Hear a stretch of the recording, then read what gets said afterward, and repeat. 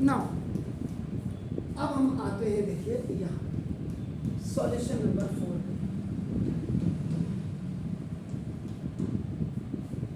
पे। यहाँ पे आपके सर ने बोला फैक्टराइज करो।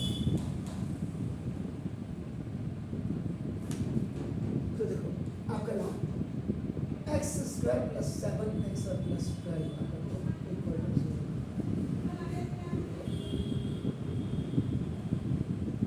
ये तब होता है आपका इक्वल टू 0 ना, अगर इसमें आता फाइंड द जीरोस या और रूट्स ऑफ द पॉलिनोमियल।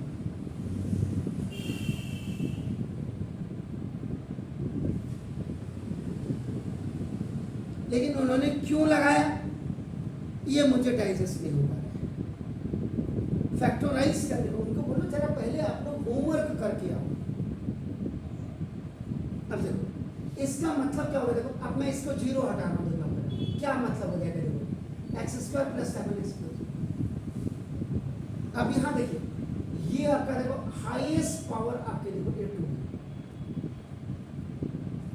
अब मैं आपको समझा रहा हूं इसको, और आपका देखो ये नंबर ऑफ टर्म्स आपका 3 है, देखो नंबर ऑफ टर्म्स 3 है। तो ये आपका क्या हो गया, ट्राइनोमियल पहले हो, और हाईएस्ट पावर 2 है, इसका मतलब आपका क्या होगा, क्वाड्रेटिक पॉलिनोमियल। मैं तो आपको समझा रहा हूं ना, मेरा तो ये 2-4 बच्चे और देखेंगे ना इसको, आज नहीं देखेंगे कल देखेंगे, लेकिन देखेंगे जब। अब आप यहाँ पे जो ये है, अब यहाँ पे रूल नंबर 3 देखिए, पॉलिनोमियल का रूल नंबर 3 क्या होता है, इफ हाईएस्ट पावर इज आपका देखो नाउ 2, तो क्या आपका इज आपका आईडी एप्लीकेबल, तो highest power then all are positive, all 3 are positive. तो यहाँ पे a का स्क्वायर प्लस 2ab और प्लस b स्क्वायर चेक करके बता रहा हूँ, एकदम से क्वेश्चन आपको नहीं बता रहा हूँ।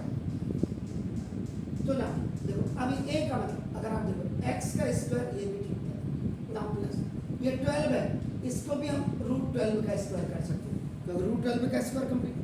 फॉर्मूले में 2 फॉर्मूले में होते हैं, x इंटू √12, तो देखो 2√12 नहीं आ रहा है, इसका मतलब आईडी आपका फेल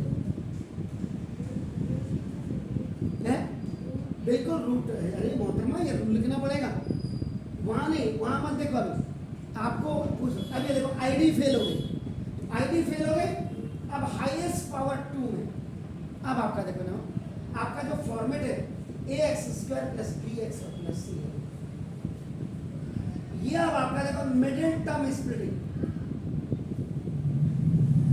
खाली थोड़ा पढ़ा दूंगा मैं आपको कि आपका जैसे मर्जी आए, पहले तो मैं इसको अपने नॉर्म्स के हिसाब से पढ़ाऊंगा ना, नहीं तो क्या होगा मैं इसको छोड़ देता मुझे, अच्छा बेटा ठीक है आओ इसको बेटा, ये 1x² प्लस 7x और प्लस 12 है, ठीक है बेटा, इसको आपका 12 में 1 जा 12, 4 3 जा 12, 4 है।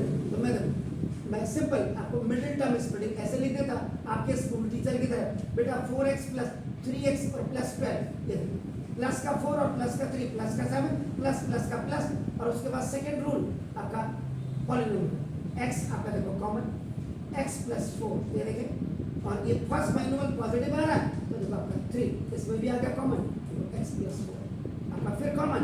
फर्स्ट रूल, ये सेकेंड रूल है, और यहाँ पे फर्स्ट रूल लगेगा आपका ना,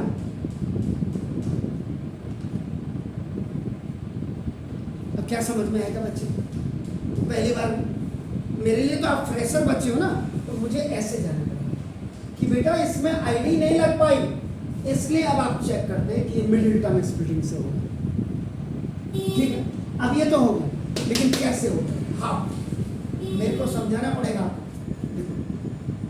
middle term ax² plus bx plus c, जब आईडी नहीं लग पाई, इसमें आईडी क्यों नहीं लग पाई, क्योंकि ये 2√12x होना चाहिए था, लेकिन यहाँ पे है 7x, इसलिए फिर और मिला है।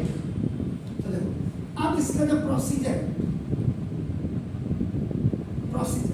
मेथड जिसको कहते हैं क्या है, a multiply with c and product बनाओ ना। ये जो आपका देखो प्रोडक्ट आया, इसको आप फैक्टराइज करो, और जब आपने फैक्टराइज कर दिया तब you will get the factors, और जब आपके पास फैक्टर्स आ इसको आप एडजस्ट करेंगे बाय मल्टीप्लाई विद प्लस और minus two bring middle term, और ये मिडिल टर्म आपका bx होगा, और यहाँ पे आपके क्वेश्चन में मिडिल टर्म आपका 7x है। खाली मैं हवा में थोड़ा ना करवाऊंगा आपको, नहीं बिल्कुल नहीं। अब आप करो a c आपका 1 into 12 is equal to 12, ये प्रोडक्ट बन गया। देन 2 6 2 3 3 1, ये आपका फैक्टराइज हो गया सेकेंड। अब इसके बाद आपके आए फैक्टर्स 1 2 2 3, इधर यहाँ। अब ये चौथा रूल आपका एडजस्टमेंट, तो आपका 3 1 3 एंड 2 2, देखो प्लस का 4 और प्लस का 3, जब प्लस होंगे तो प्लस का 7। प्लस वाले में कोई दिक्कत नहीं होती, माइनस वाले में थोड़ा सा ध्यान रखेगा।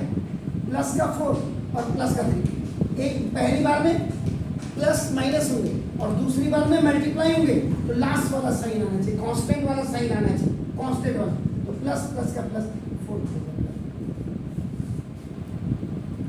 और आपको ये बता दूं, ये क्वेश्चन ऐसे भी हो सकता था, 12x² प्लस 7x पर प्लस 1।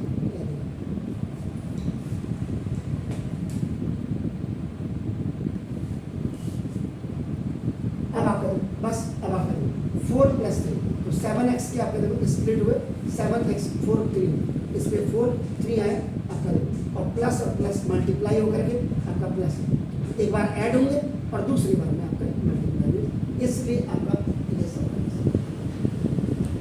अब देखिए आपके सर ने क्या किया, उन्होंने किया देखो x² plus 7x plus 12 equal to 0 किया।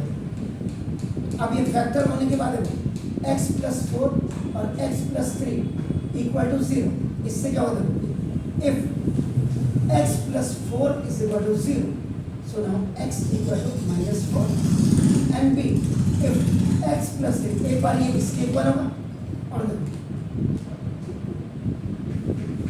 तो therefore x has 2 zeros, आपका देखो x has 2 zeros, x equal to -3 और -4।